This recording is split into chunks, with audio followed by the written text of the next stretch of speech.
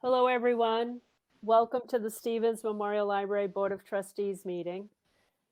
I'm going to call the meeting to order at 5:03, and I need to read the ref. Baker's March 12, 2020 order suspending certain provisions of the open meeting law, GLC 30A 18, and the governor's March 15th, 2020 order imposing strict limitation on the number of people that may gather in one place. This meeting of the North Andover Board of Library Trustees will be conducted via remote participation for members of the public. Specific information and the general guidelines for remote participation by members of the public and/or parties with a right and/or requirement to attend this meeting can be found on the town's website at northandoverma.gov. For this meeting, members of the public who wish to watch the meeting may do so on their televisions by tuning into Comcast or Verizon channel or online at www.northandovercam.org. No in-person attendance of members of the public will be permitted, but every effort will be made to ensure that the public can adequately access the proceedings in real time via technological means. In the event that we are unable to do so, despite the best efforts, we will post on the Town of North Andover website an audio or video recording, transcript, or other comprehensive record of proceedings as soon as possible after the meeting. So let's start with a roll call. I'll start with myself, Ann Kavanaugh. Do we want it? Okay, Mary? Here. Bill Duffy? Here. Eva Halmery? Oh, she's here. She's holding up a sign, but we can't hear her for some reason. Stan Limpert? Stan? Oh, we can't hear him either. He's on mute. Okay. Mark Rogers? Here, can you hear me? Yep. Good. Yep. Earl Svensson? Here. Kathleen Keenan? Here. And Dee Casey. Happy to be here. And I believe Cindy is not here. Is that correct? No Right. It internet. doesn't look like she could get in on the phone. Okay. All right. So I'm not sure if she has any public comments, but we can check in with her later about that. Yeah. And when I spoke to her a while ago, she did not mention any, so I think we're okay. Okay. All right, then I will start with correspondence, and the first being a letter from Bill Duffy, a letter of resignation, which is very sad. Bill's decided to step down from the board, but he's flexible about timing. So, Bill, we're actually wondering if you'd possibly be willing to stay on until like the end of the fiscal year because of like COVID and those complications. Yeah, no problem. I understand the problems you're having. And fine.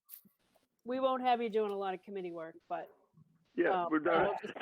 It hasn't been a heavy workload. And if you get somebody before then, I'll step down too. But I'm more than willing to stay on through the fiscal year. Yeah. All right, excellent. That'll give you something to shoot for. Yeah. Yeah. So I mean, it's really incredible how long you've been on the board, and we have to do some digging to find that out. Unless you know. I don't want to over. I saw it 1974 in some of my notes for some reason. Does that sound right?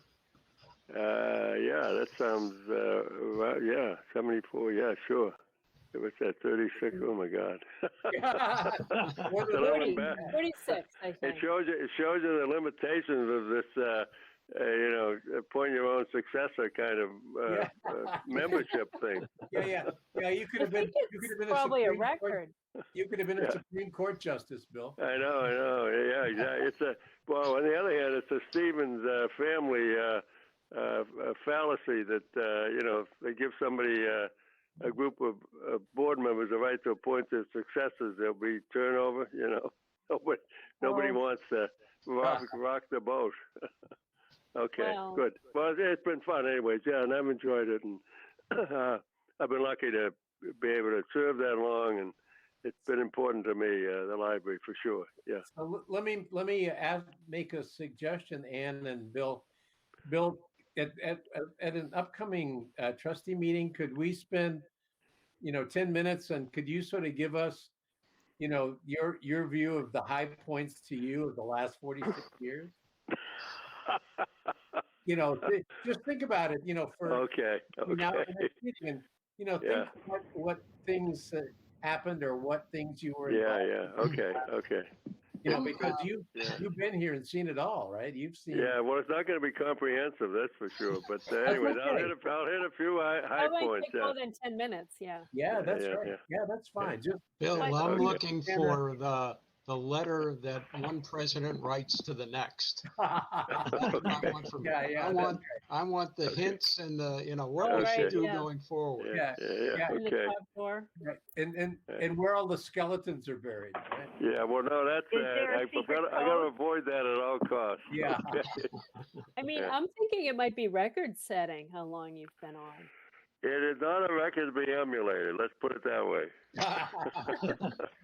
Well, I don't know. I mean, it's hard for us to find the words to thank you. That's just incredible. you don't how have long to. and It's been And- you're No. leaving quite a void and Yeah, quite a yeah. legacy. And Yeah, I was yeah, thinking yeah. you've really like bridged the yeah. eras with all the Yeah. knowledge. You kind Oh, of carried them over from what went on way back then to Well, for better or worse, but happening now. actually, I have a little something to throw in today because for some reason I was thinking of it, being up here in another Stevens family project that's Edgewood and so on. Yeah. Yeah, and I was coming down.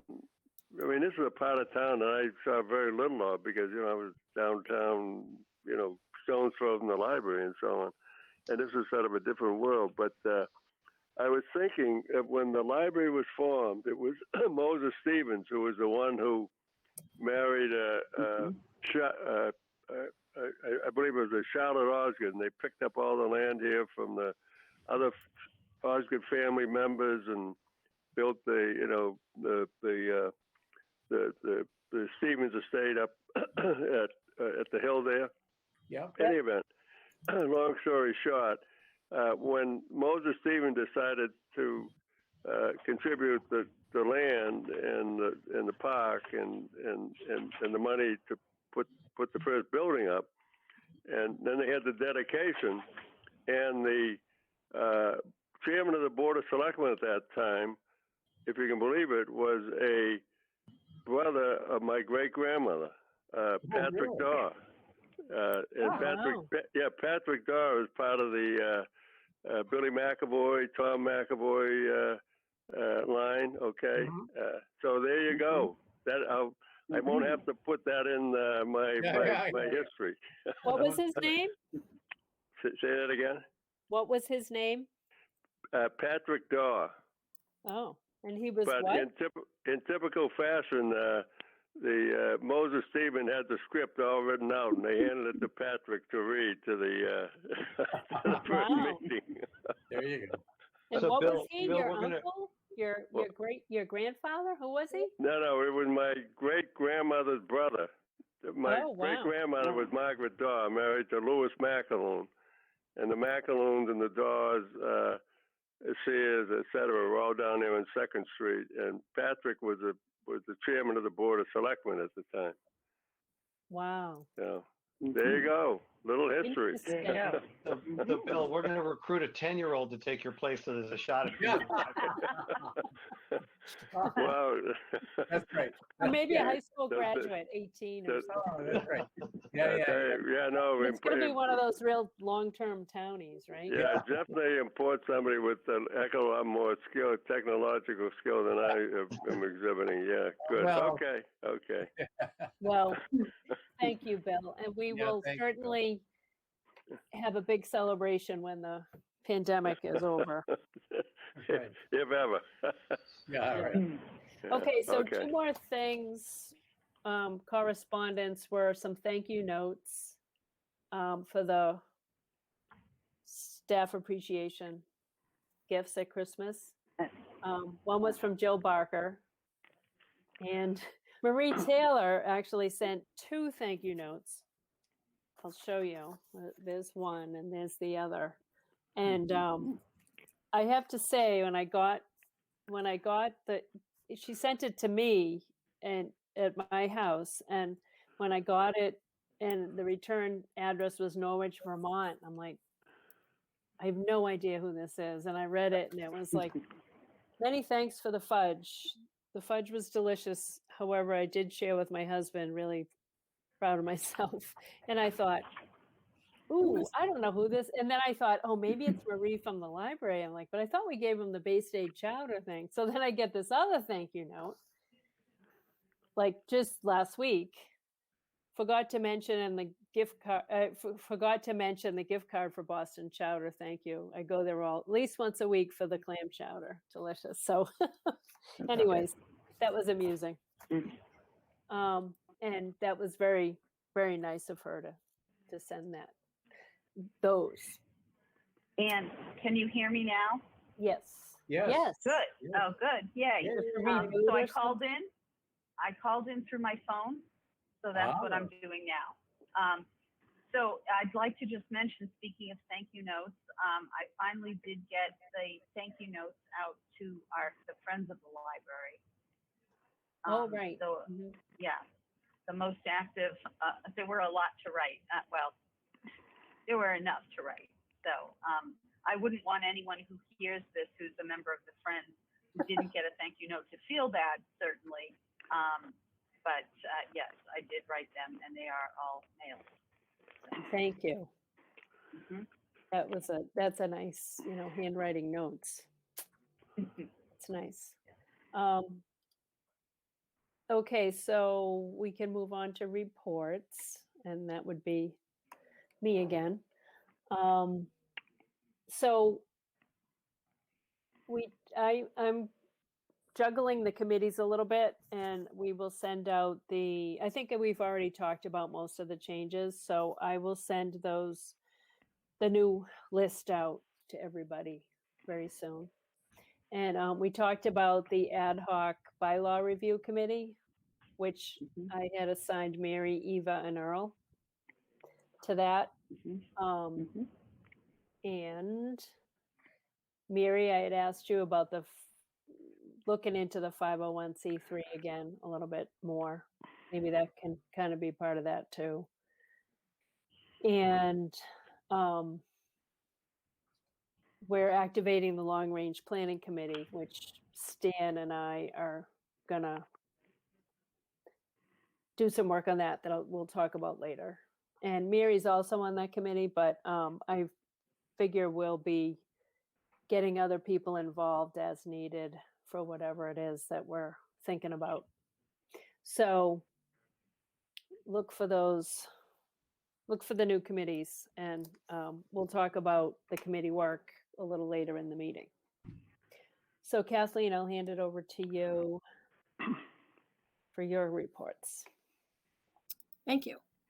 Let's see.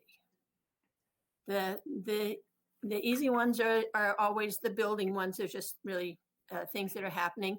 We have a signed contract now with Waterfield Engineering to do the design for the historic entrance stairway.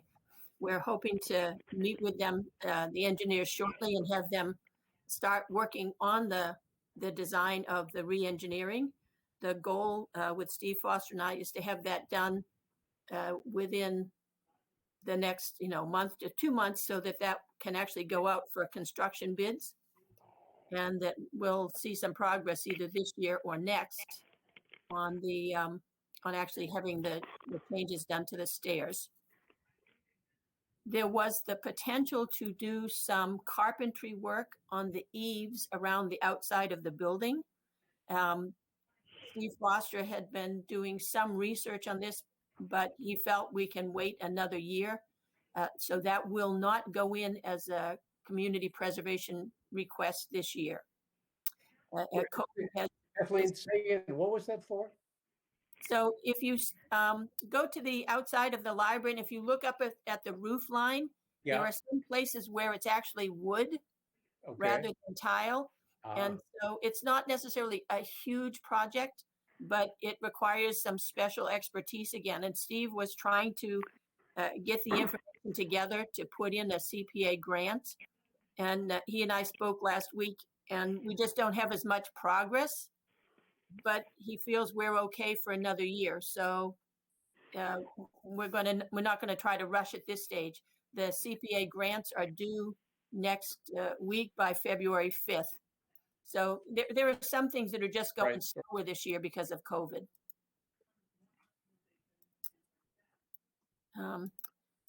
And what else? The Personally, carpet. we have not had a lot of changes. We have one open position that we're hoping to post shortly and do something to fill that. Otherwise, everybody's coming to work or working remotely and supporting as many services as we can as is appropriate for the time. So right now we're still doing just the curbside service. We're catching up after having been closed for the couple of weeks there between Christmas and New Year's. And as soon as things are looking a little bit better, we will be having visitors coming back in by appointment again.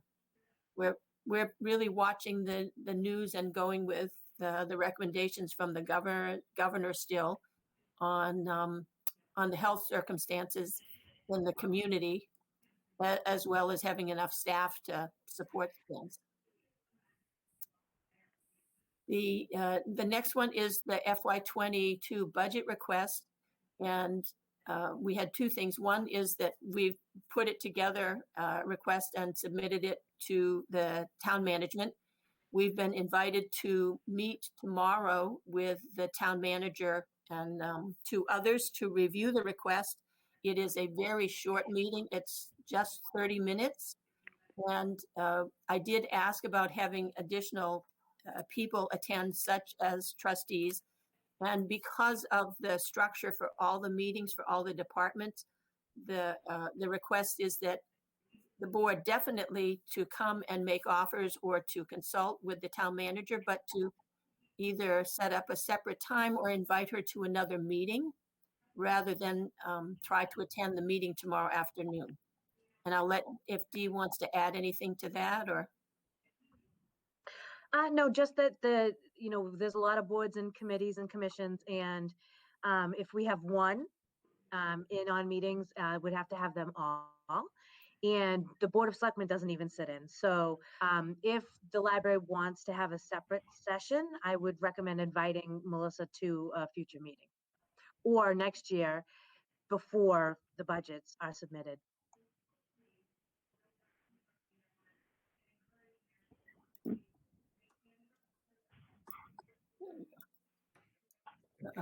That sounds reasonable. Do you have anything else, Kathleen? I have some things, but they're new business. Okay. All right, so treasurer report. Earl? Yes. So I believe everybody should have received the treasurer's report that was dated December 31st. In other words, the end of last year, 2020. I don't know if there's any questions on that particular report. I noticed just today at the end of 2020, the endowment fund had 886,000 in it. Just to kind of give you an idea how volatile and the market is kind of actually going up. It's 906,000 as of today, just before the close. So you can get an idea of some of the growth that's coming out of this crazy COVID market. The report also indicates, and this is going to lead into a slightly different topic. The report also indicates that year-to-date was spent, fiscal year-to-date was spent about $7,000. And normally we're on a spend rate of roughly 10,000.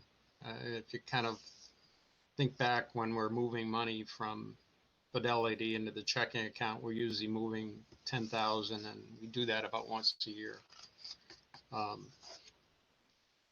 There's Mark Rogers and Stan and I have kind of floated an idea of spending 4% of the endowment fund per year, which would make a significant difference in the amount that we spend.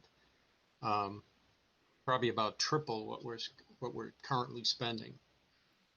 And if we keep roughly to the different funds requests for spending, the three major categories are collections, which includes books, staff betterment, and unrestricted. So of the money we've spent so far this year, $27 have been for collections, and roughly $4,000 for staff betterment and $3,000 for unrestricted. If we move to this 4% of the endowment, which is maybe looking at things differently than we have in the past, we would be spending roughly $5,000 on collections, $15,000 on staff betterment, and $15,000 unrestricted. So let me pause there and see if anybody has any questions or thoughts. So Earl, these track to the restrictions that the donations have made on the funds, correct? Correct. Okay. And so the question then really is, are we going to put these monies to use as they were intended, or are we going to let them sit there? Really, and I'd like to move that we just to put a motion on the table so we can have a discussion around it. I'd like to move that we budget a 4% annual spend rate against the endowment per year.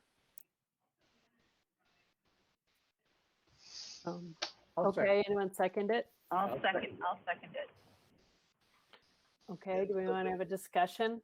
Yeah, the notion behind this really is that scarcity may breed creativity, but by forcing us to spend this money, we are going to force ourselves to be creative about its use. Otherwise, we can kick it down the road and it'll accumulate, but at some point, the donors would have a right to be upset that we didn't do what we were supposed to do with their funds and the earnings from those funds. Mark, I think that's the bigger point. Yeah. I'd like to ask Kathleen a question, if I may, because I know the professional development category has been problematic in terms of having people who met the requirements, I guess, of getting certain professional development classes or whatever. Haven't we talked about that that's been a problem in the past? I'm not sure. I'm trying to recall exactly what the issues were, whether they hadn't been employed for long enough, or it was a coverage issue. Maybe you can refresh our memory, Kathleen. So the good news about the gift to the trustees is that it's betterment of staff, and it's not tied to one specific position or to one specific union. And so we can use those funds for in a number of different ways. We have some areas where there are specific things for us to meet. One of those is that in the professional union contract, for instance, we guarantee them the opportunity to take particular classes, to fund classes or things like that. Can you hear me okay? I'm getting...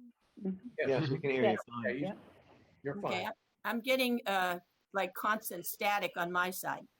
So, so the good news is I believe that I can help you spend that money, no problem. That's good. That's good. And when we get to new business, I'm going to ask you for some of that money right away. So you'll see how good we are at this. If there's money to spend, I can help you do that right away. Well, I think, my feeling is I don't I haven't heard your request, Kathleen. So it's, this is not a shot at your spending, but I would hope that if we're going to spend 4% and we are, as trustees, we're responsible for the money. I think it's going to force us, or we should be, actively involved in where the money is going.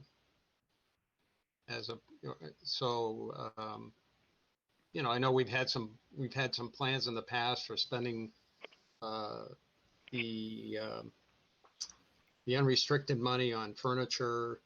But I think there's a lot of ways one can interpret collections, staff betterment, and unrestricted. So I'm as we are responsible for the funds, the endowment, I think and I'm looking at the members of the board, we need to understand we have a responsibility for strategically spending the money. I mean, we're going to be spending more money, but it's still not it's not a bottomless well, so to speak. So we need to think about where we want to spend the money to Well, let me give you an to example. improve the library. Yeah, let me give you an example of how we might interpret that. So if there is some action or technology that can be purchased that could increase the productivity of the staff, that would seem to me to fall under the category of staff betterment, right? Because it increases the productivity of the staff. So I think there is some, and therefore that's just my opinion, right? We haven't voted on anything yet, but the notion is that we can take an expansive view of what it means to have staff betterment. It doesn't have to be personal training, for example. It could be COVID protection, for all I know. I mean, there's all kinds of things that we could be thinking about that would help the staff to do their jobs better. So examples. Stan, you're on mute if you want to talk. Mary, did you want to ask a question? So I just needed some clarification, only because I'm just taking notes. When you spoke of 4%, were you talking about 4% of the amount above principal, or were you talking about 4% across the board? It's 4% across the board. So I think some of those gifts come with the restriction that you're not supposed to use the principal. You are only supposed to use the income from the principal. Exactly right. And so we wouldn't be using the principal because we've got so many earnings stacked on top of them that it would take years at that rate to hit the principal, in which case we would have to stop. Got it. But you're quite right. But so I guess that would have and that does mean the one that's been invested the shortest would be the staff betterment. But as Mark points out, unless we have a severe market crash, right. we're not going to get close to the principal. And we had some discussions about this. We actually looked at some different percentages, and we also got into this not long discussion, but a discussion about do we want to do a percent of the increase? It's kind of a two-edged sword in a way. I mean, the fact that we have not spent, what somebody might say is what we should be spending, that money has earned more money, especially in the last few years because of the market. But I think we're at a point where, we do have a responsibility for doing what the donors said they wanted done. And, so we're kind of looking at a big picture here, as Mark pointed out. We haven't really get down into the nitty gritty about exactly where one would spend this money. But about that, some of us were talking with the budget. I was thinking, Kathleen and I were thinking that it might be really helpful if the trustees could make an endowment spending budget, maybe not necessarily exactly on what, but if we came up with the amounts for the November annual meeting. And that would be great timing as far as Kathleen for her planning for the budget. For the municipal budget request, yes. Yes, Mhm. so that she can kind of count on that. And so I don't know if that's also something that we need to like put in our new bylaws or put in a new endowment policy. And we had talked about going back and reviewing the endowment policy, which I think Earl and Mark and I will do, and that could certainly be part of that policy is the regular use of those funds at some level, the way Mark's proposed them. So that could certainly be part of the policy, and we would just do that, like you say, at that frequency. So we're ready to give Kathleen some idea prior to annual meeting and prior to her putting the budget together as to what to expect. But the other thing I would say, going back to Earl's point, is that in the past, our involvement has been to literally give you, Kathleen, a blank check for $10,000 every year. I mean, that's been our involvement in the use of the endowment funds. And I think I may be thinking along the same lines as Earl, which is that I think it might be not a bad thing for the trustees to get a little bit more involved and sit down with you, Kathleen, say prior to November each year and say, okay, let's talk about things that we could use the money for, right? And so to have that discussion to put together a trustees budget that then of course we give to you and you use, but so we have the opportunity to think about what some of the priorities may be, and as if we're now going to start the revision to the long range plan, we could also think of the the money in the context of the plan, right? How do they fit together somehow? Right. Mm-hmm. Anyway, so Like a wish list kind of thing. I think it would be good for the trustees to just get a little bit more involved in both, as Mark points out, actively spending the money, but also sort of getting some idea on what we're going to spend the money on. So I think we can do that over time. And, let's start with money now and see how it goes. And it seems to me, my based on what happened in calendar 2020, there may be better uses for this money now that we have to operate in a whole different way. Maybe there are things that we wouldn't have thought about before that now we can help with some money. So, I no offense, Eva, but if nobody's coming in the library, furniture may not be all that high on the list, and something else may be up there, right? You're muted, right?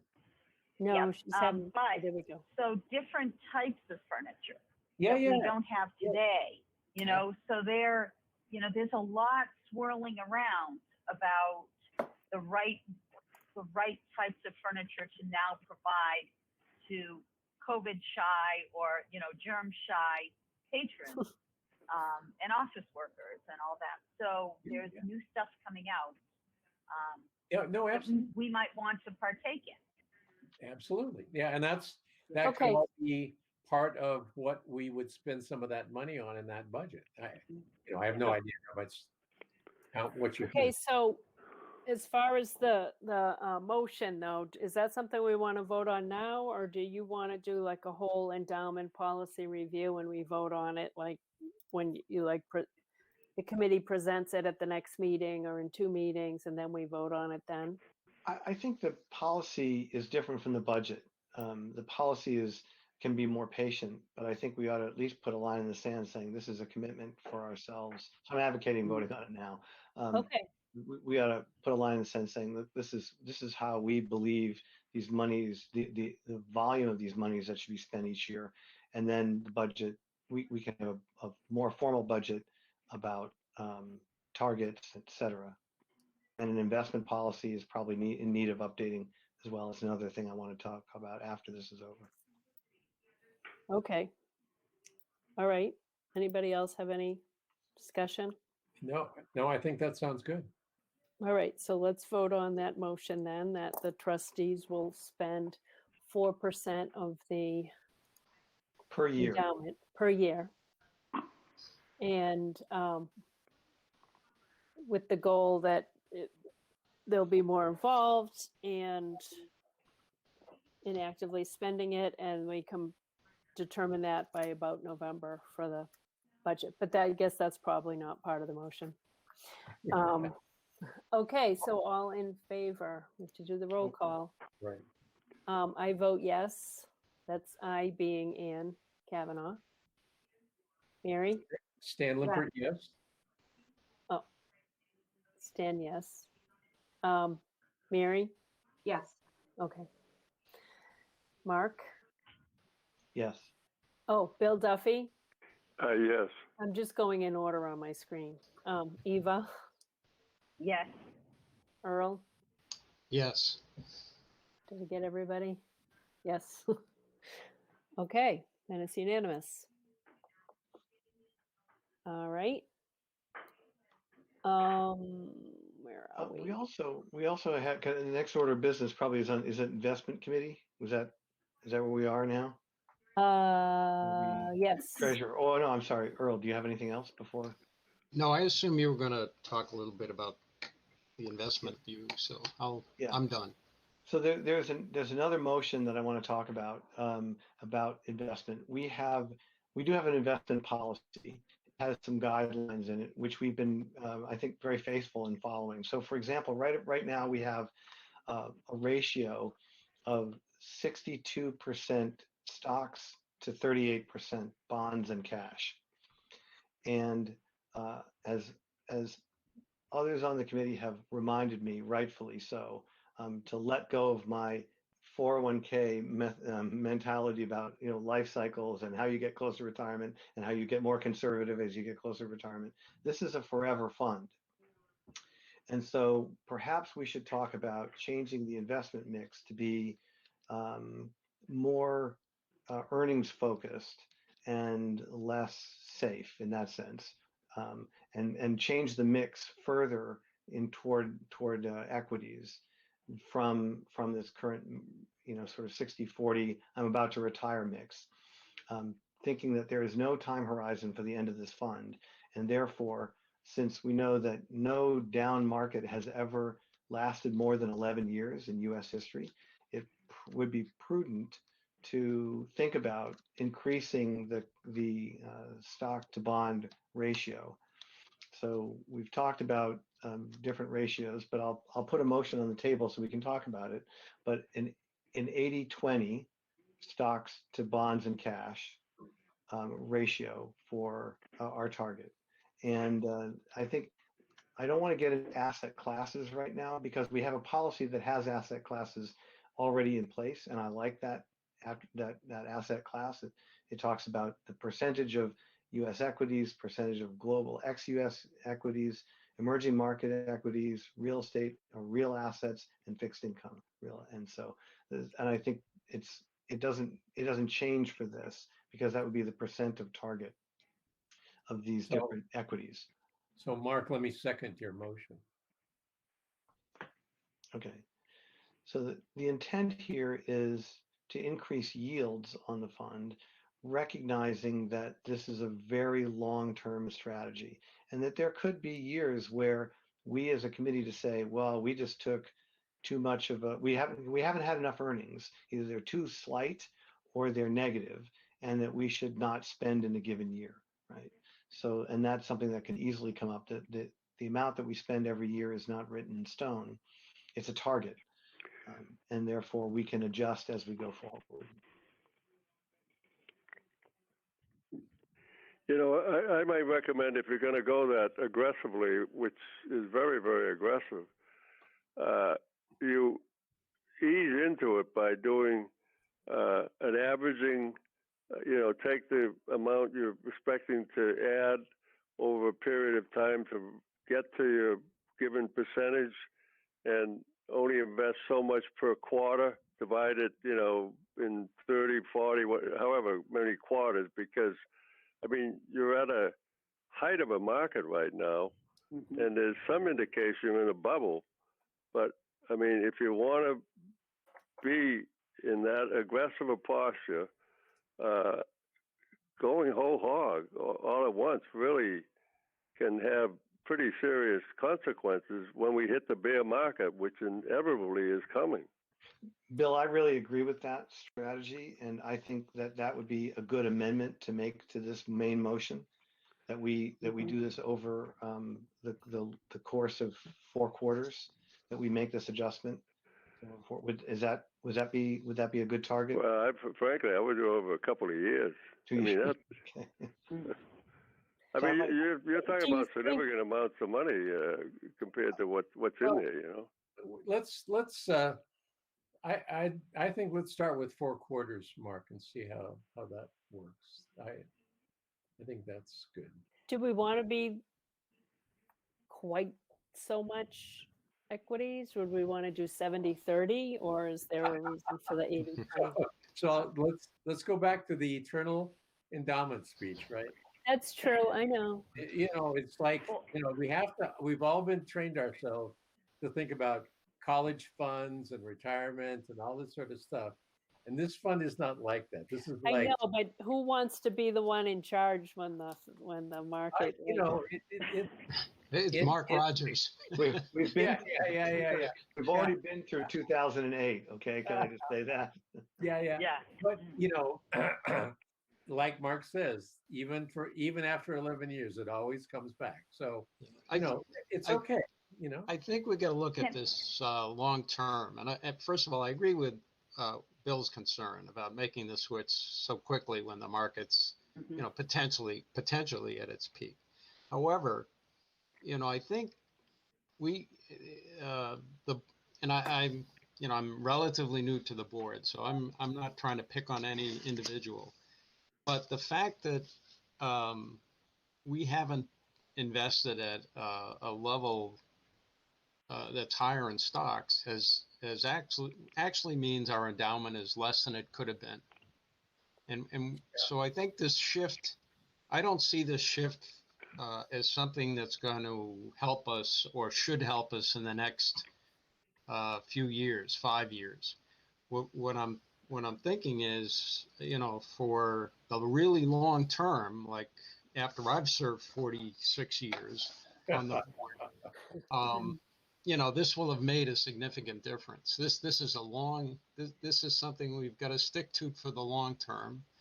I'm assuming we're talking about, and we haven't talked about the allocation, but we're talking about index funds and relatively large, diverse holdings that should help us. In the case of a down market. But I think we owe it to our benefactors, the library, to make this switch. And the sooner we get started, the better. Had we started a year ago, we would be, a lot better off. Well, here's my own experience with this. 6 years ago, I was managing an endowment for another nonprofit, and the people who were responsible were convinced that the market bubble was going to burst. It was any month now, right? It's going to burst.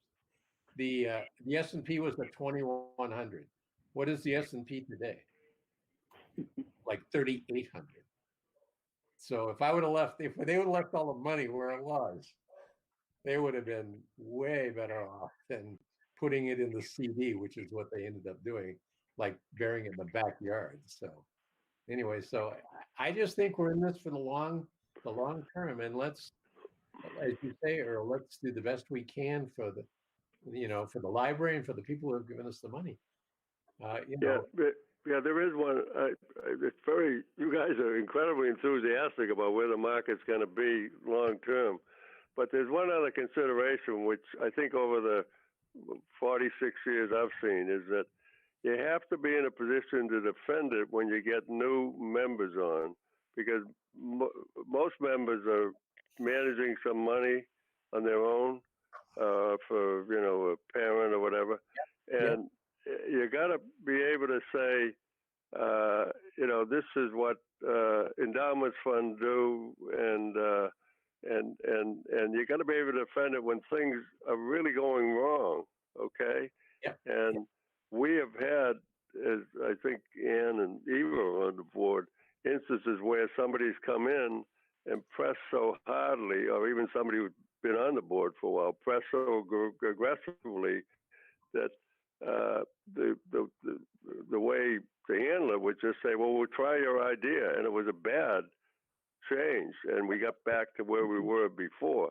Right. But, well, 80-20 is really a tough number to defend. 70-30 is a number, for instance, that the Ridgewood Cemetery Board was in. I think now they're probably, I'm not on the board anymore, but recently, as I knew, they were down more like 65 maybe. But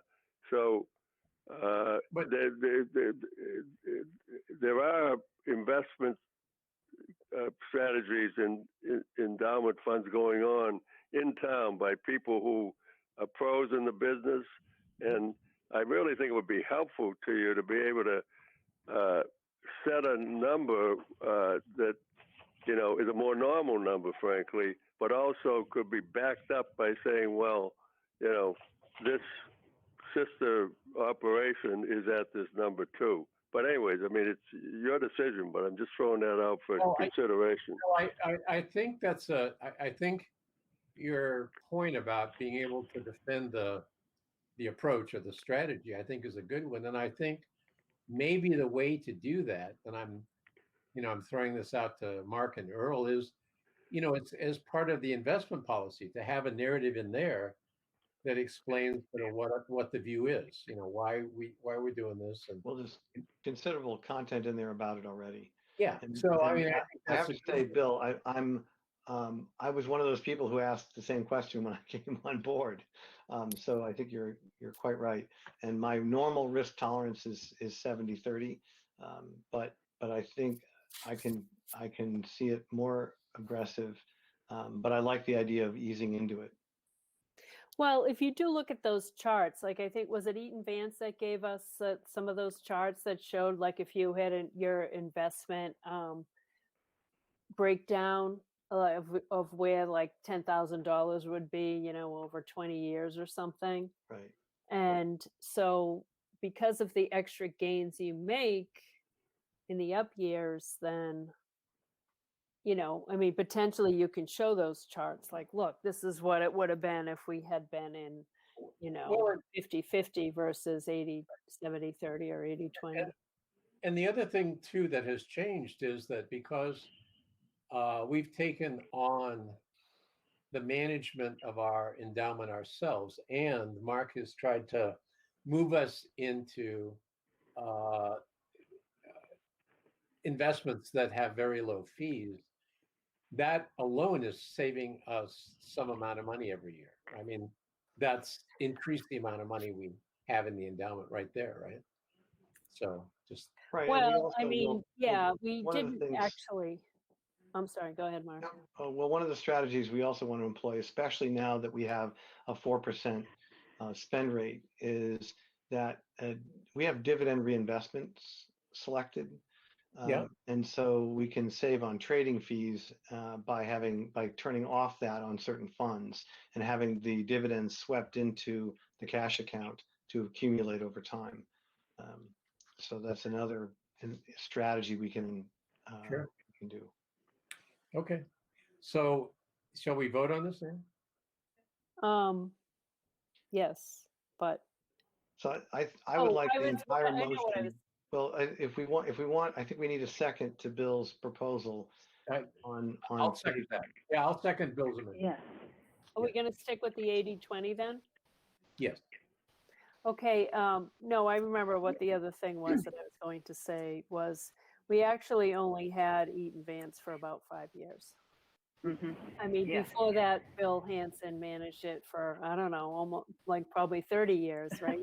Right, yeah, Correct. Yeah, he did. yeah. So, Yeah. Eaton dance was a And- relatively new thing. And Right. I Yes. think Mary had her hand up, but also before you vote, if we could restate exactly what the motion is. Yeah, I can do that. Okay. Mary, did you want to make, Oh, I see the little hand. Oops. Maybe your hand's up too? Oh, Yeah, and I you had, can. I'll lower my hand. It was up before. Yeah, Mary, you're on mute, I think. So There you I'm good. I just need the motion to be restated. So the motion should read that we change the stock to bond ratio with our investments from its current state to 80% stocks, 20% bonds, to be phased in over 4 quarters, evenly over 4 quarters.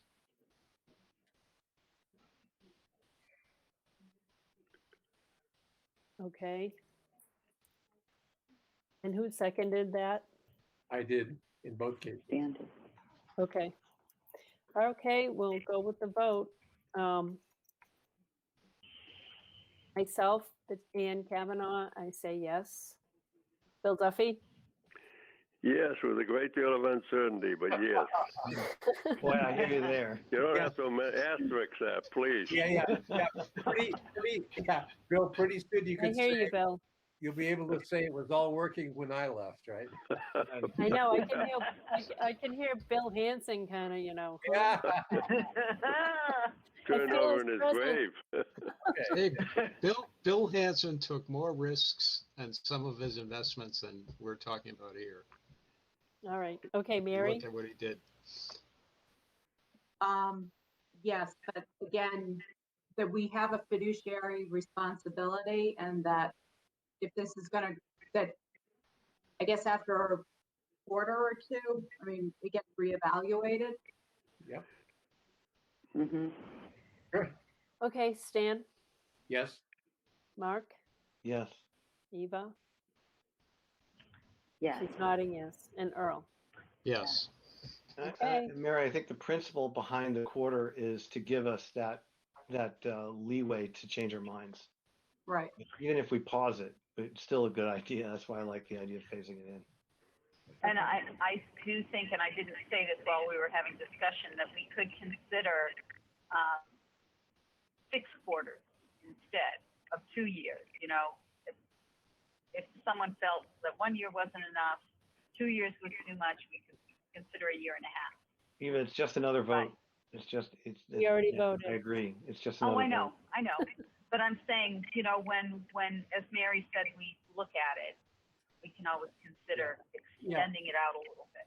Absolutely. And I have every confidence in you, Mark, that you'll do a rational thing. So if taking more than 4 quarters seems like the right thing, I'm sure you'll do that.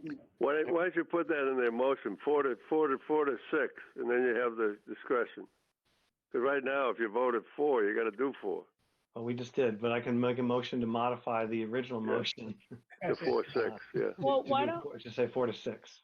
Yeah, right. Okay. Do we have to Second vote on that? Second that. Okay, we have to vote again then. Yeah. Yeah. Okay. Okay, so we will vote on changing the thing we just voted on from 4 quarters to 4 to 6 quarters. Correct. Okay. I vote yes. Ann Kavanaugh. I vote yes, Bill Duffy. I vote yes, Stan Limpert. I vote Mary? yes. I vote yes. That was Eva. Mary? Yes. I vote yes. Mark? I vote yes. Earl? I vote yes. Okay, great. That motion passes unanimously. Okay, are we done with investment committee then? Do you have anything else, Mark? The only thing I wanted to bring up was that I now have what I think is the canonical version of our investment policy. I'm going to go over it and make some proposals for our next meeting to look at potential changes. And there may not be many. It may be just nibbling around the edges. but some of it seems a little out of date. So Okay, I'll bring it back next meeting. that sounds good. Okay, next up is Long Range Planning Committee, which is me and Stan. And we've decided we're going to update our goal rubrics that was with our current long range plan. And I think we last updated about 15 months ago. So we'll do that, and then we'll see what goals we have met, what goals we have not met, and clarify why, and meet with Kathleen and Cindy at some point and determine, what, do we have any new goals? And do we want to get rid of some of the other goals and just update it? And then in about 18 months, or maybe a little less now, we have to start working on the next 5-year long range plan. So, and then the other goal is to kind of transition into a master plan for the library, like even longer than the 5 years that Melissa had asked us about. So lots of work to do there. And that's all. That's Stan, do you have anything to add? I really don't know. I just think, the timing is good, and based on the discussion we just had, I think we can also sort of think about how, the endowment fund and the budgeting might be reflected in the long range plan somehow. So that's all. Okay. Yes, we'll be calling on the other committees probably for input. It'll all kind of have to come together in the long range plan. So stay posted, stay tuned. Okay, now we're up to old business. So the Stevens Coolidge Place Holiday Stroll. I got to go, thanks to Kathleen. She gave me her tickets at the last minute, and I was able to round up 3 people. And it was very nice. I did I send the pictures to everyone, or You did. Yes, you did. Yes. library did a really nice job. And the tree looked great. It was very cold that night I went, but you only get a half-hour slot, so it was good. Good. So the other thing is that with the sponsorship level that the trustees paid for comes a 1-year membership to the trustees organization. So typically, I think they were thinking it was a person or an individual who was doing the sponsorship. So they called me and asked whose name should go on the membership to get that. And I was like, that's a good question. So I put that out to you. How do we handle that? Could it be like a museum pass for the library? Well, I wanted to ask them that, but I didn't want to ask them that without first mentioning to you that technically it's your membership. I would be happy to ask if they would let us have it for the library. Rather than making it more complicated, often that would go to the chair, whoever the chair is at the time, right? So they would be the official member of the organization. So here's how the trustees work, though. They'll give you a membership number, and that number can be used to attend an event or to park in one of their parking lots, like over at the Ward Reservation in Andover. You get member rates. So I'm not saying that the chair shouldn't get it, Stan, as you said, but maybe it is something that people could share if you wanted. No, absolutely. Yeah. You know? But if they need a name, right, rather than the generic trustee. I might already be a Yeah. member. I don't know that they do, because I am a member, and I think it's the membership number that, Okay. Dan and I are both members together. So Kathleen, maybe you could ask if they can accept it as a pass for the library Yes. that could be signed out. Yeah, because they have different events, and then different people could like sign up for Yeah. a particular event. Yeah. I mean, that's what I And would it would, because I and I would usually think- get my own membership, to support it. I Parking at would Ward think, Hill is Kathleen- worth it. Just Yeah. that yeah, alone. it is. It is. It is. Kathleen, I would think they would like that because that would expose a lot of the board to what they have to offer, and then individuals may decide to become members on their own. Right? So, I will ask them what we can do. See how flexible they are. I mean, the thing is, if only one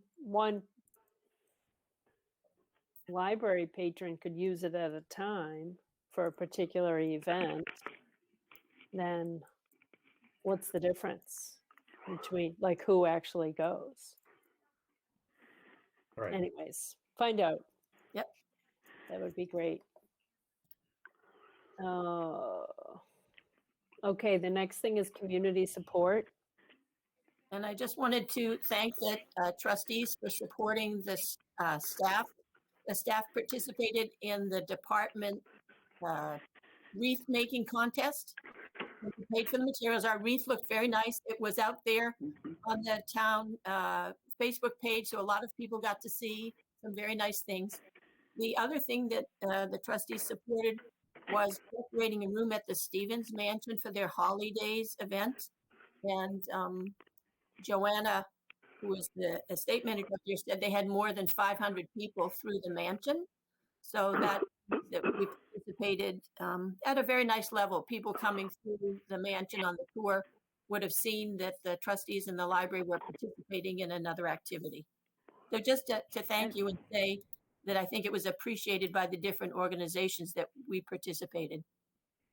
and Kathleen, wasn't that nice library wreath shown it was part of that Stevens Estate holiday? Yes, and one of the things that the wreath that was made by the staff members actually went up to the Stevens Estate. And when I went up to pack up the room again, we didn't have anything particular to do with the wreath. And I asked the Stevens Estate if they would like to keep it, and they've kept it. They plan to use it again next year. Kathleen did a great job decorating the room. Kathleen, can you send some of the pictures to everyone? I think I sent at least one. I'm not sure how many I sent, but I can look for some more. Yeah, because it looked great, and the wreath is really cool. So,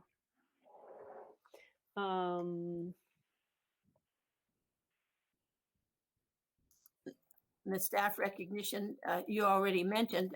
Not everybody writes thank you notes, which is always lovely when they do. But I will say that all of the staff, when they received their gift card and their truffles, were very appreciative that you remembered them. And Anne wrote a really lovely letter. I think I sent a copy around to you so you can all see it. I think it was particularly nice this year to feel included and to feel remembered. I had a lot of people saying thank you, even if they didn't write notes. well, good. I'm glad they liked it. It was nice to be able to still do something even with COVID. And like I said, Marie sent those too, so I thought that was really sweet.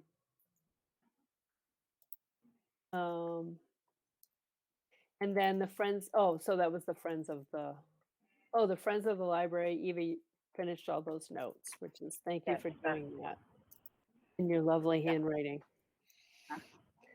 Well, Okay. Kathleen, I will be returning those extra notes to you, the library notes too. They were on really nice cards that Kathleen provided that feature the library. So that worked out nicely. Good. So, Okay. going through our notes, before we do the new business, I did find one thing that we had left off when we talked. At the last meeting, we talked about if the board was going to do something in memory of Charlie Salisbury. I didn't know if you wanted to talk about that one today or just put it forward for another time. I mean, oh, go ahead, Eva. I believe that I forwarded or mentioned in an email to everyone that the idea was floated that perhaps it would be nice to plant a tree at the library in memory of both Charlie and Martha, and who would be purchasing the tree is still, under a debate. It could be a combination. I was thinking that I know the Improvement Society would be willing to probably put some money in because Charlie and Martha were long members. And Perhaps the Garden Club would too. We talked Yeah. about that a little bit. So they would be interested in doing that too. It I think might it's a be a great nice idea. collaboration. Yeah. Because Martha of was a different member of the Garden Club. organizations. Yeah. So that as long as we could find the right location on the library grounds, perhaps Oh, that when we would do be the a new city tribute. landscaping, right? Yeah. That's in the, yeah. So, So, So in principle, do we want to say that we need a price quote for that of some nature? Or do we want to say that in principle, we'll fund up to a certain amount? would you like me to go back to the Improvement Society, talk about what our ideas are, talk with Norma Lockman from the Garden Club and with Anne too about it, and then come back to you with an idea of how much it might cost? Yeah, that'd be great. yes. And then, then we can vote on it. Not that we're going to be Yeah. we're not doing anything right now in the winter, and certainly, so I could do a little bit more investigation. Stan, you're on And mute. probably we could get the DPW to plant it, I bet, right? Definitely. Yes, Yes. they're very helpful about that. So, All right, that Dan, sounds you're on good. mute.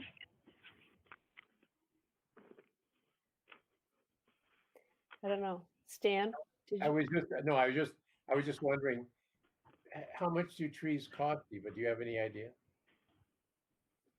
It depends on what we want to get, but it could be 800, 1,000. It depends, It depends on the size size. of what, the size of what we buy, I think how that, mature it is. has Yeah. anyone seen the two new trees in the Patriots Park? There's two new maple trees. Mm. Eva, Yeah. I think the Garden Club split the cost with the improvements. Yes, with us. Yeah. Were they about 400 or 5? I don't know. Maybe a Yeah, little I'm less. trying to remember. Yeah, maybe a little less, but I think we should maybe get something more mature. Yeah, absolutely. we Yeah, can. yeah. I think that you could probably get something really nice and mature for like 300 or 400. Just because You think? we planted two like 15 to 20 foot maple trees and they were about 400 each. But I was pricing some out. Well, you guys don't have to hear about it, but I was pricing some out and they were far more expensive than that. Well, maybe because maple trees are cheaper. That didn't Perhaps. include installation. The installation doubled it, so. Yeah, okay. But All if right, the DPW did it, I don't know if that. Yeah. So we can come back to Those the, are and I'll details, talk with you about it Okay. offline and we'll come back to everyone All with right. the details. How's that? Okay. Ready Okay. for new business then? Eva, you're up. For Okay, so another thing.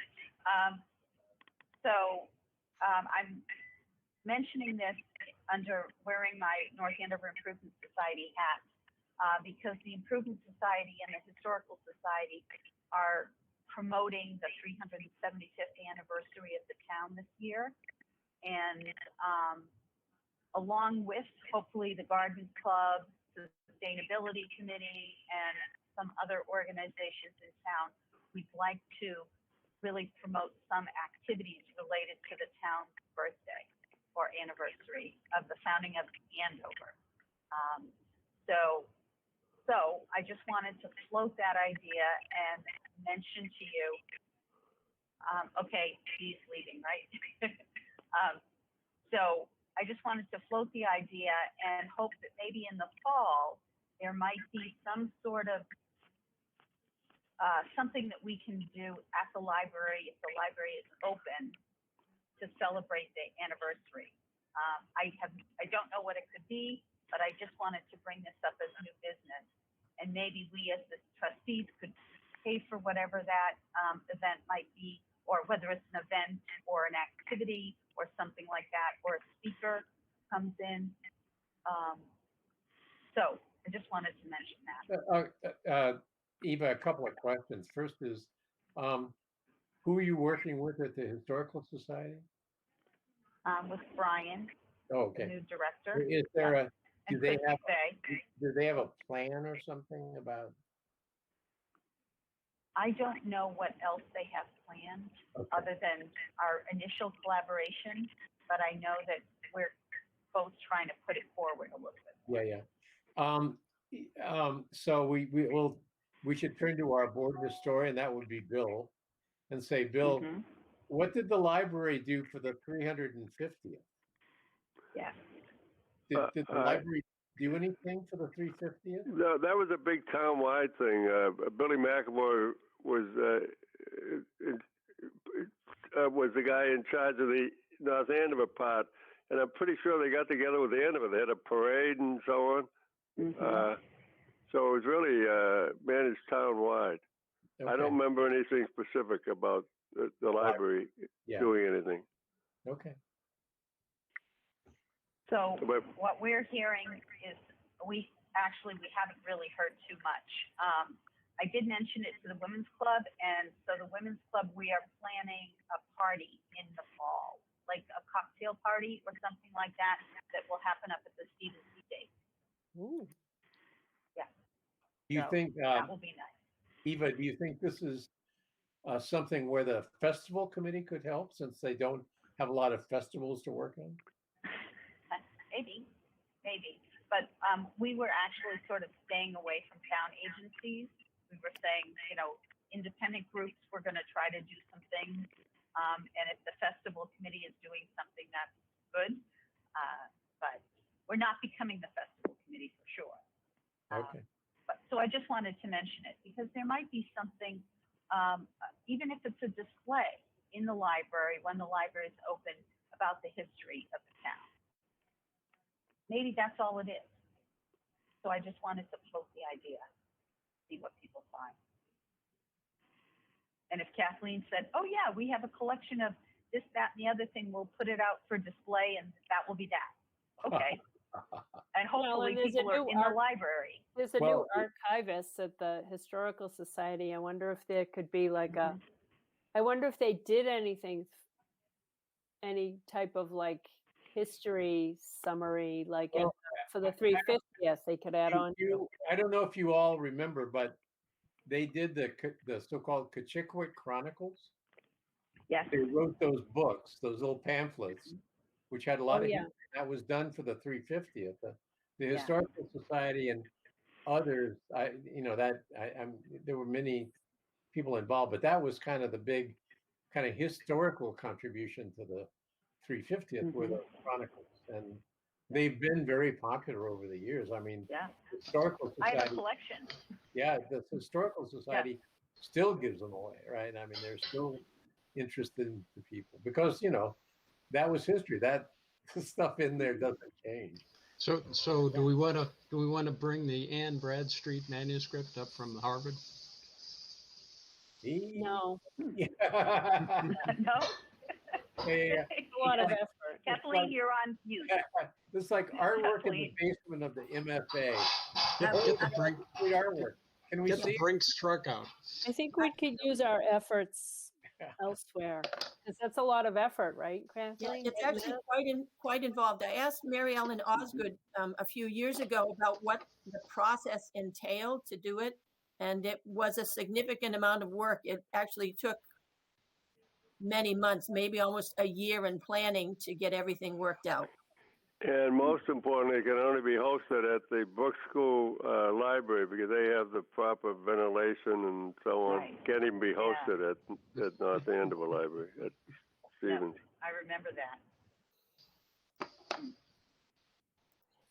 Okay, all right. So you can chew on that. Think about it. Well, We the don't only thing I would do say anything. too is that, as you're thinking about this, even with others, if there's something that we can be, sort of more actively involved in, let us know. I mean, if Mhm. we can help, Sure. I don't know, do some organizing or collecting or displaying or whatever, let us know. Yeah. Yeah. And, sure, I will. I'll Okay, so report we'll back all kind of and let think you- about that and it'll become Mhm. old business Yeah. next time. Yeah. Okay, Thank so you. programming support, Kathleen? So Tired? this is Ann? the part where I ask for money.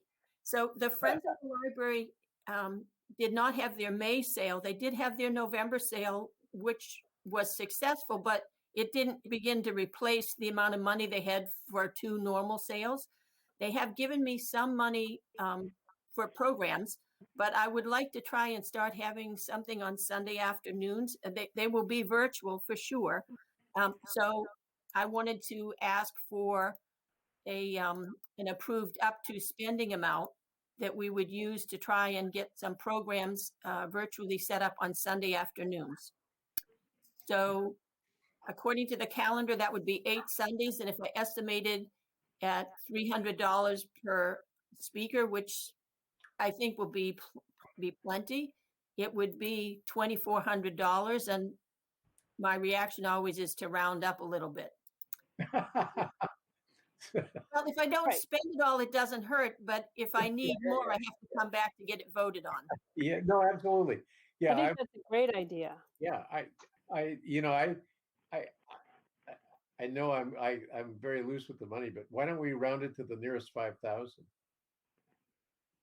Well, I'd say it's not- 3,000. you don't spend it. Don't get reimbursed for what you spend. You don't have to force yourself to spend all the money. But Kathleen, say more about the what you would be doing. If you look at other libraries right now, you'll see a lot of them are still doing virtual programming, that they're bringing in speakers for different topics. And we've done a little bit of that. We actually have a program tonight at 7 o'clock that I'm trying to remember. I think this gentleman might be like $250. He's a historian. He is somebody that we've had speak in person. So we would definitely work with people that we already know the quality of their presentation. So the program tonight is about Thomas Jefferson and that he was a foodie, that thanks to Thomas Jefferson, we all love ice cream, we all love waffles and a few other things that he brought back from Europe and taught us all to really appreciate. So part of it's to just look for something that might be a nice Sunday afternoon break for some of the adults. We've thought and tried to do some things with the children, but honestly, the children are on screen so much that I don't feel like putting an effort. It's helpful right now to put forth programs for the kids that they watch online. I think the focus is if we can do something that would be a nice Sunday afternoon break for a grown-up, that would be a more useful thing for us to be doing. Is that? Kathleen, Oh, go ahead, Eva. I was going to ask, is it something that would be available, like if you weren't available that Sunday afternoon, that you could watch it online, or is it just a one-shot kind of thing? It varies from every performer. So some of them it's a live production. For some of them, it's a video production that you can run for a certain amount of time. We're working with the Garden Club on one that'll be February 6th on Saturday. And that particular presenter is really nice. She's sending us a link to the video, and people who sign up for the link can watch it anytime during the day on Saturday. And I like your suggestion. If we can find people, some of the people in the summertime gave us a link and they let us leave it up for a week. So they came on and did the presentation, let's say on Sunday afternoon, and then they left the link up for the rest of the week. Yeah, I So- mean, if it's a pre-recorded thing, it really doesn't hurt them. It's good publicity for them, right? Like the Well, law, if it's and even if available we had- for a time. Even if we had to pay them a little bit more, for that privilege, like to have them have something up for a week, say, so people could get access to it. That'd be okay. Yeah. Yeah, I Mhm. also think that it's a really nice idea to do that because there's so much less to do now in the winter. In the summer, people could get outside so much more and go to the beach or just do whatever. And now it's like tough. It's hard Yeah. on people. So Mhm. Yeah, agreed. So may I make a motion then yes, to, and so then the question is, do we go with Stan's suggestion or are we a Whatever. little more conservative? Pick a number you feel comfortable with. Okay, I'd like to make a motion to give, to set aside $3,000 for 8 weeks of programming for adult program. I don't like how that sounds, but We don't say programs for adults. Sunday afternoon programs for adults. Yes, programs for adults on Sundays during the winter and spring. Let's say. I'll Winter second and that. Spring. I'll second that motion. Thank you. Okay. All in favor? I'm Aye, in favor. I am, Bill. And Aye, Bill, Yes. Marcus, yes. Yes. Stan, Edith, say your name just because people can't see you. All right, Stan Edith, said yes. yes, Mark said yes. Mary Yes. said yes, okay. Eva, obviously, Yes. and Earl. Yes. Okay, motion passed unanimously. Thank you very much. Okay, and Training support. training support. So the town has been doing some very good things. They're finding training for town employees, and particularly they've found things that we're using in the library. Since we have funds available through the endowment, I would like to use those funds to pay for the training that we're getting already. So what's been the practice in the past, the professional librarians, by the terms of their contract, are allowed to join their professional association. So something like the American Library Association. Most of those are usually $150 to $200, and each year I've just automatically supported the librarians doing that, and we just submit the bills. We haven't brought them to the board to vote on those individual requests for and we would call staff betterment. The other thing has been if people have asked to attend a conference, and again, the prices are relatively modest, almost always under 300 or maybe 400. So the two things that are here right now, we've had one training program that was for 11 people. So individually, it was not expensive, but when I add the 11 together, it comes to $1,000. So my question is if the trustees will fund that training for $1,000 that the staff have already taken. So Kathleen, this is Earl. I'm just trying to understand. So that the town goes out and finds a training, but doesn't pay for the training? Is that what I'm hearing? So traditionally, the library in the municipal budget has not set aside money for any department. So every department has to plan their own spending for training. So because the library has had the endowment money for training, we've not dipped into the endowment, to the municipal money. Can you hear me okay? I'm getting a lot of static. Yeah, we can Yeah, hear you no, fine. yeah. No static on our end. Okay, good. So every year we have a certain amount that we're expecting to spend as a municipal budget. So rather than take money away from buying books or other kinds of things, I've relied on the trustees endowment fund for the staff betterment money. And so I do not have any money set aside specifically this year for this training. Yeah, so I understand that.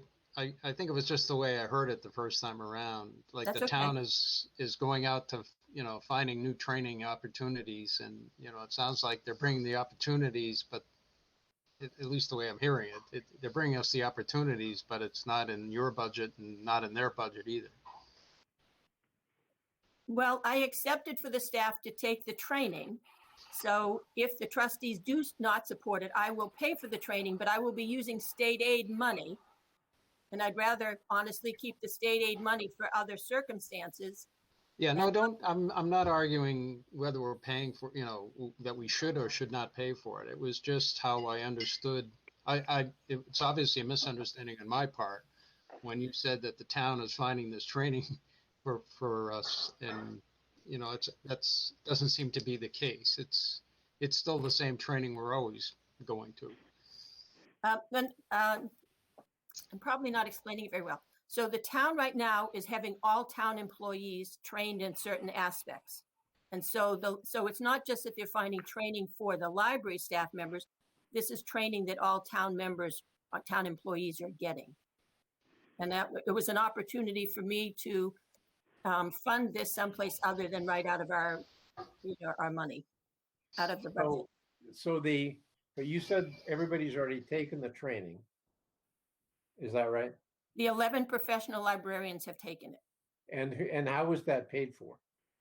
It hasn't been paid for yet. I have a bill waiting for me to. Oh, I see. Oh, okay. Oh. Oh, okay, I get it. Okay. Now it's becoming more clear. I thought somehow you had paid for this and you were trying to get reimbursed for it. Okay, that makes sense. Well, what other ideas for staff betterment? I'd like to roll this up into a single motion if we could. But you had mentioned a couple of other things, or at least one other thing. Well, what we have been doing in the years that I've been here is that Memberships, right? You said memberships. so the professional librarians in particular join professional Who does that not organizations. include? When you say the professional, who does that not include? Doesn't include the custodian. It doesn't include the director or the assistant director, and it doesn't include the clerical staff. But when I say that, it's the professional librarians who want to join the professional associations. If the other staff members had something they would like to join that relates to their work, we'd consider it. It's just they haven't been necessarily bringing it forward. Okay. So we're not excluding other people. We just haven't had the request. Now, Yeah. Cindy and I do, in fact, each year join our professional associations, and the trustees have been funding our memberships. Yeah. So why don't we roll this into one motion then? What is the general? So how much will all those memberships cost? Round number. I don't have a round number for you, but I think if we go back to, I'm going to go back and look if I can find it just for a second here. See. Why don't we give you in principle the ability to fund that on the board of directors for yourselves and the professional librarians, not to exceed, I don't know, $3,000, and then you can just pay for it as they come in, and that way you don't have to come back multiple times. Would that make sense? If we do memberships and conferences, I'm hesitant to limit it this way. I guess what I would rather do at this stage is go away and put something more formal together to bring to you to vote next time. Yeah. Fair enough. Yeah, so let's pay for this, get a motion to pay for this. But I also think, given what the discussions we had earlier, I think as a trustee, I would like to see if we can get some training beyond what we've done in the past. And, one example we've talked about is COVID. I mean, being a librarian in COVID, or, if we could get some training in how to loan out more books during COVID, that would be the training that I think I would look for. And I think, so back to you, Mark, I think if we put this one bill behind us, I think we should look at this betterment budget and see if we can't come up with some more strategic training. Yeah, I have improve our another example for that too. We talked about improving our website. Well, maybe there's someone on the staff who would like to take some webmaster training. Or we have members of the staff who have been doing very nice videos, but maybe they'd like to get some, video, training or something. Or equipment that would make it even more polished. Absolutely. Yeah. If we could buy some equipment to make it easier to make videos for the staff. So I think those are great ideas that we should be hashing out on this, spending our new target. But in the meantime, let me put a motion on the floor to fund $1,000. Kathleen, do you want to just guide me on the language here? Okay, so there is in fact a second bill as well. Do you want to do the two together or Yes, just please. one? Yeah. No, do both. You both. So there was a very nice leadership development training program that Cindy and I were able to enroll in. And for each of us, it's $800. So the two bills that I have at the moment are for $2,600 total. Okay, so motion to fund the $2,600 trainings that Kathleen has articulated. Second. I second. Okay, all in favor? Anne votes yes. Bill, yes. Stan, yes. Mary, yes. Mark, yes. Eva, yes. Oh, Mark. Earl, Eva, yes. yes. Wow, we're getting good at this. Yeah, Okay. we're trained now. Okay. Good. So the motion was by Mark, and who was it seconded by? Let's say Earl. Earl. Yes, I heard Earl. Okay. What we was have the total anything again? What was the total? 2,600. 2,600. Thank you. Okay, our next meeting.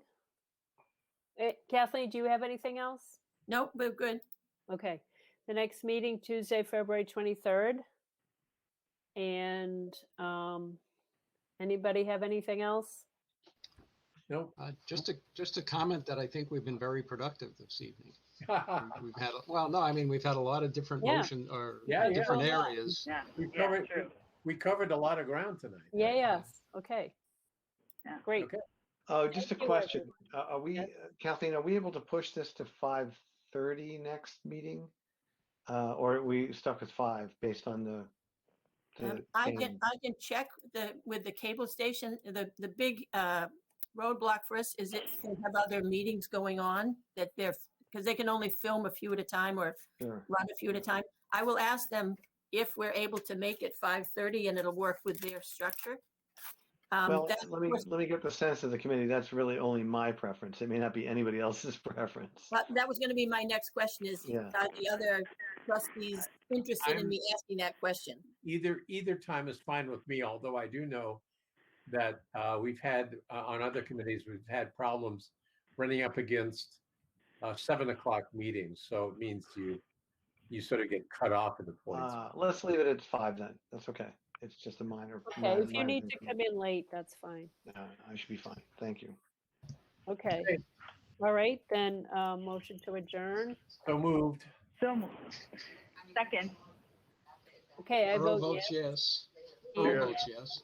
Stan votes I yes. vote yes. Yes. Mark Eva votes yes. Bill, I hope you didn't miss dinner. It's waiting. Bye-bye. Yeah. Take care. Bye. Thank you. All right, Good talking Bill. to you guys. Bye-bye. Bill, Bye-bye. we're gonna Bye-bye. miss, Bye-bye. Thank gonna miss you, Bill. Yeah. And who seconded your motion to adjourn? Eva. I did. Eva. I think, Thank yeah. you. Okay. Okay, bye, everyone. Have a good Bye, night, guys.